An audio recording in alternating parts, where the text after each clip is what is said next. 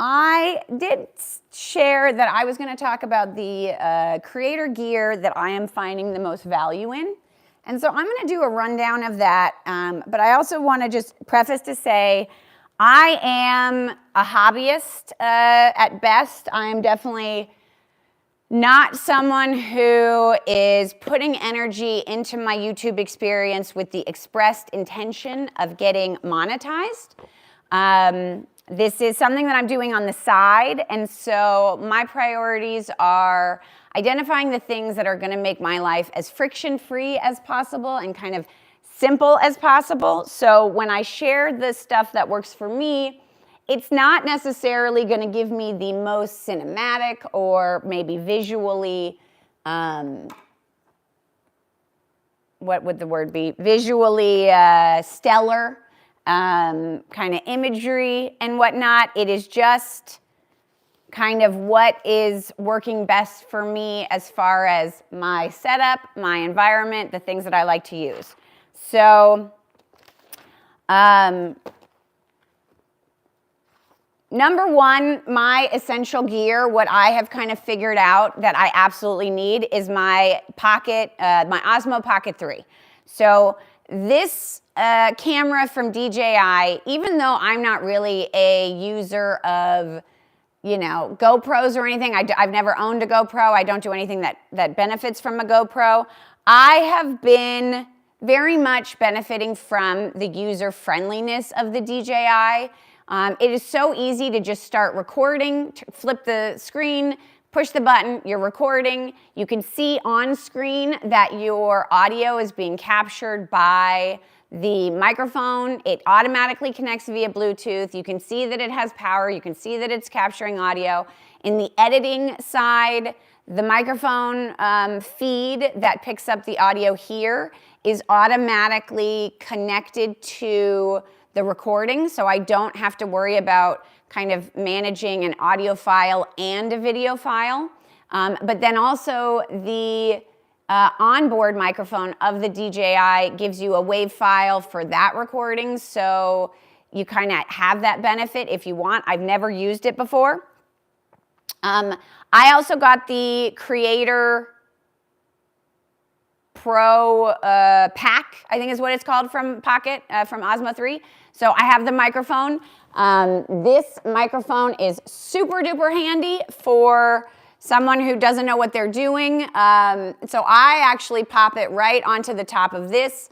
I have the little magnetized thing. I actually put a little refrigerator magnet right there, so I hold that there. I will pop the microphone right here, and then I will actually use this as a kind of microphone holder, so that I can kind of, rather than sometimes having it attached to me, I can have it here. And it actually is meant, there's a little hole in the top of it, so it kind of gets right in there and fits really nicely. It can also be stored there. So when I got the Pocket Osmo 3, it basically met all of my needs to the point where I was like, you know what, I'm never gonna touch my Sony ZV-1. So in addition to all of the stuff that I gave away today, and if you're any one of my subscribers or the people who entered the hand-me-down, I did do the drawing. AFTO YouTube at AFTO YT won the Strategic Collection, and Cody-Q7P won the Helpful Collection. I have edited their comments and told them to shoot me an email at my email address. And then I will go through the motions of making sure I can send them their packages. If they don't connect with me by this time tomorrow, I will be redoing these drawings. But I kind of have a list of my essential gear, and like, in light of the fact that I'm giving so much away, I kind of wanted to talk about the stuff that I'm keeping. And so once I got the Pocket Osmo 3, it was basically a foregone conclusion. I was not keeping the Sony ZV-1. And so a lot of the stuff that I gave away today was very much specific gear that I needed to support using the Sony ZV-1 camera. So it was microphones that plugged in, it was lights that worked with the Sony ZV-1, it was kind of bags that worked and all that stuff. And now that I have the Pocket 3 from DJI, I have no interest in ever picking up that camera anymore. So I ended up getting a second Pocket 3. So now I have 2 of them. So I can do like 2 frame or 2 camera filming. I also have a backup in case I ever knock one over, because I have oftentimes almost knocked over my camera. A lot of the tripods that I'm getting rid of, the reason that I'm getting rid of those is because I have found these kind of stands. So I also have the Elgato Prompter and the Elgato Facecam Pro, and they come, or you can get a weighted stand to hold up the prompter. And once I learned about these stands, I was like, ugh, I never want to have another tripod, because it just takes up so much footprint. And for me, I film in my house, and I don't really need all that footprint, and I have very stable surfaces. So I really love these. And so these guys, this one is slightly, extendable, but then it's got this gooseneck. And then on top of it, this light can be, kind of arranged in whatever way you want. And finally, you can take the light off. It has a little kind of 4 bars right here, so you can see how much it's charged with. And it's like $21. So for me, this is by far way more useful. I have 3 of these. And so that's why I'm giving away all the tripods, because now that I know I can have bases that are like this compact and friendly for like surfaces and desks and countertops, I don't want any of the tripods. So that's why I'm giving away a bunch of tripods. In addition to this one, I actually have a floor stand base, monopod weighted base that's holding up one of my lights. So these are the lights that I use. These are from Small Rig. I think it's like a P200. And what I like about these is the fact that they can be battery powered, and they can also have a USB-C power. Hello. And it's pretty easy and beginner friendly, if you ask me. Like, you just push a button and it turns on. You've got a dial right here. You've got a little display that kind of tells you stuff. And then it's got 2 buttons, and then also has this beauty filter thing, or not filter, but whatever it's called. And it just sets it to like the Kelvin that's most complimentary, I guess, for skin. And it sets it to a certain percentage of like intensity. So I have 2 of these lights. Once I got these lights, I realized I didn't need any other lights. Thank you so much for the engagement. I don't know what I'm doing. So on top of that, something else that I'm loving in my creator journey is these FallCam quick release plates. So these things, I have them on the bottom of my external battery packs for the DJI. They are phenomenal because let's say this battery handle goes dead. All I do is pop it off. This can still be recording. I swap it out for another battery, and I'm back in business, and I can just go in and out, pop them in and out. I can swap it. I have these on top of like Magic Arms. So the FallCam is definitely a necessity.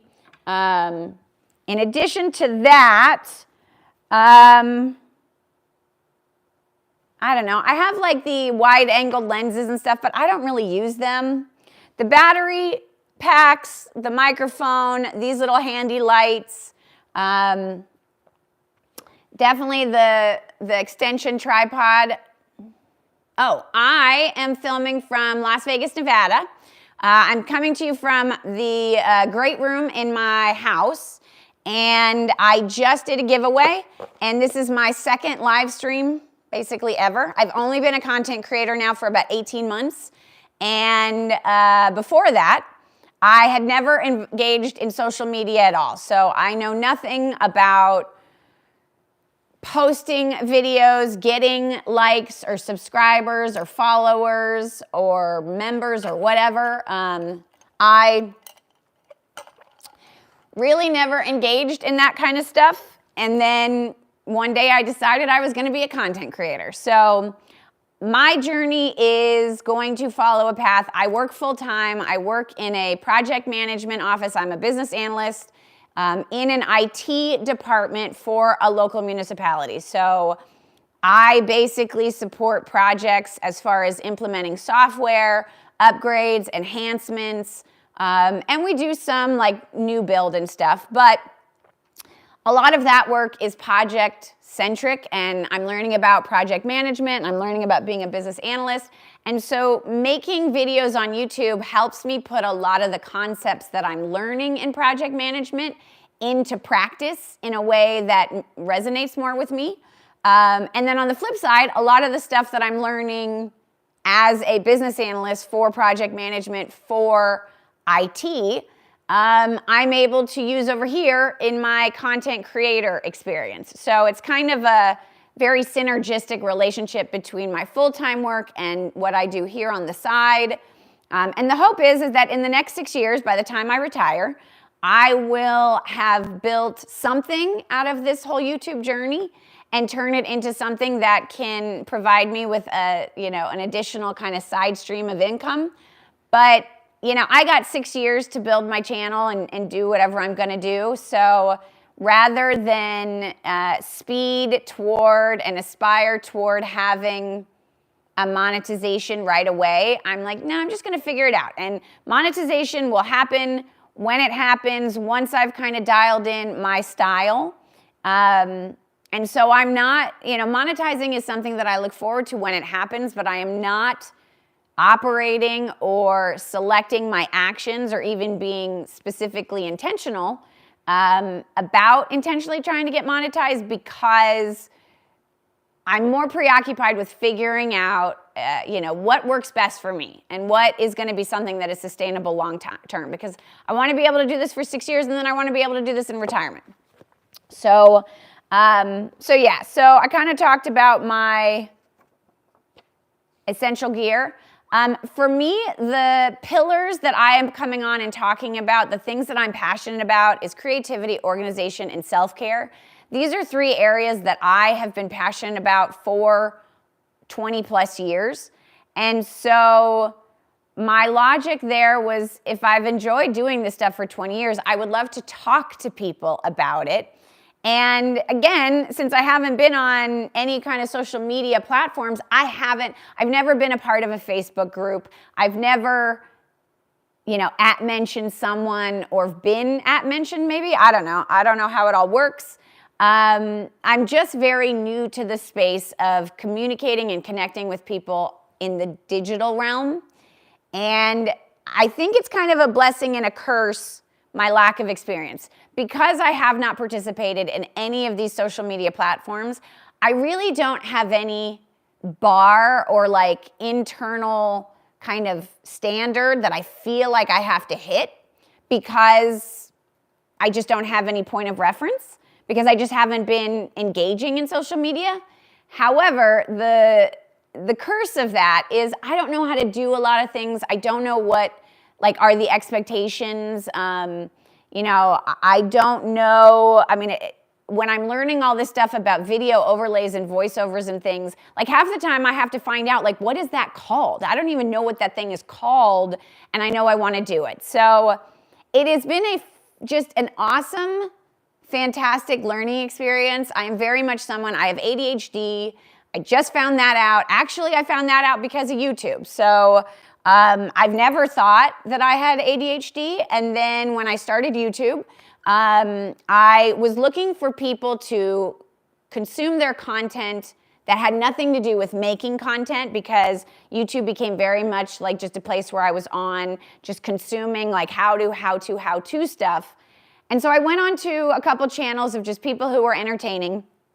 And it turns out that many of them had ADHD.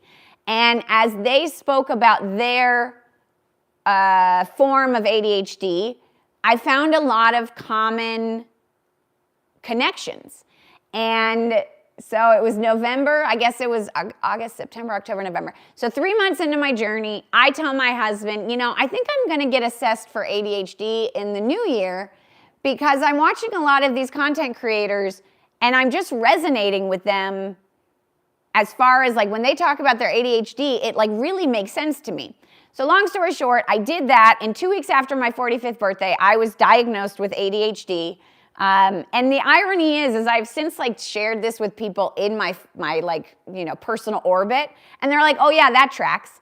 And in my head, I'm like, well, why didn't anybody tell me this? And my husband's like, yeah, it's not really something that you just have a casual conversation hey, I think you have ADHD. And he's like, that's a private kind of matter. But, so yeah, I mean, I will say becoming a YouTuber, one way that my life has changed is that now I'm aware that I have ADHD. And so that has been fascinating. And so I'm learning how to navigate this entire realm as a 45-year-old woman with ADHD who has no knowledge at all in social media. So there is a lot of learning, but it is very much just an uncharted area that I've been aware of for 20 years. And now I'm finding an avenue in which it really does feel pleasant. So I'm loving it. I would love to come on more often and do live streams. And so I'm very much thinking, so I'm going to wrap this up. So I very much view myself as a creator in training, and I am just learning a lot. So like stuff that I'm working on right now, I am learning how to do faceless videos. Like I have an idea for a video that's going to be kind of a coming attractions.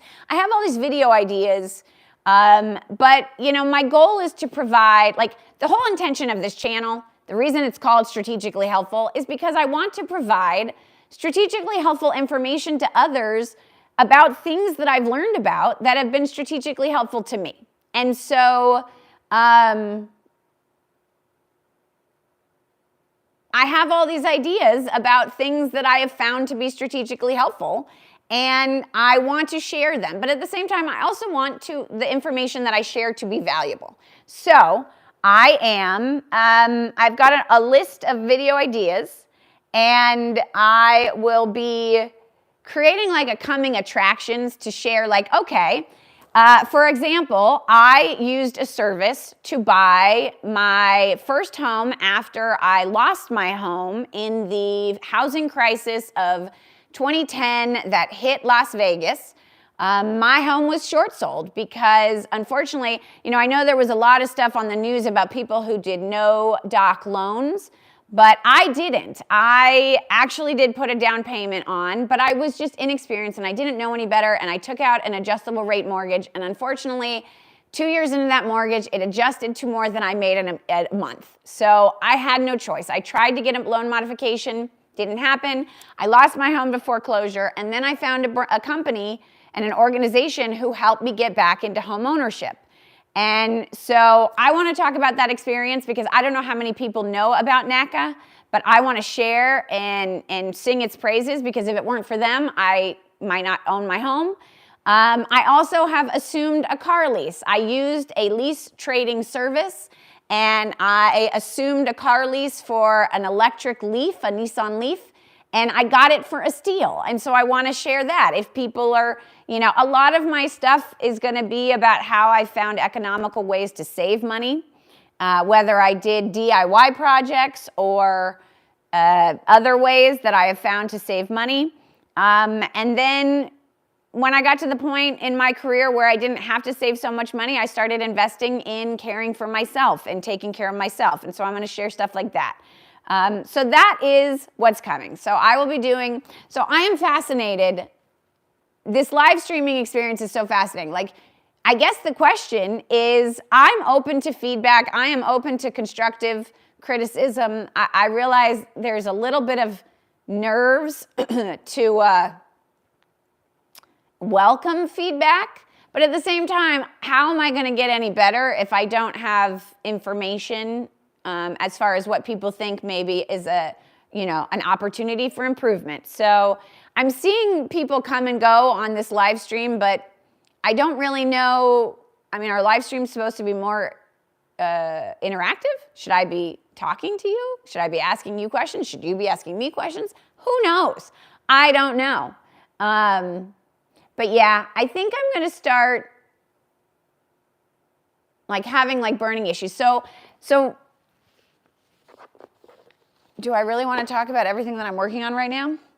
So the videos that are coming up in the near future, I am making a kind of ode to some furniture that I love.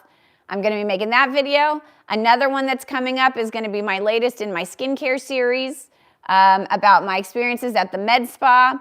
Another one is going to be, probably should do one on my whole setup, But I would love for aspiring content creators to let me know, what questions do you have? Because I am not an expert in any way. I haven't really fine-tuned anything, but I am learning things on this process. So, what else? What's going on? So it is a holiday weekend. I have 3 days off, and I will be editing videos or recording videos. I mean, I love the fact that these live streams don't have to be edited. But I would like to know from my community, like, do you enjoy this? Would you enjoy more live streams? Would you rather me do more edited videos? I really want to engage my community and start actually connecting with people.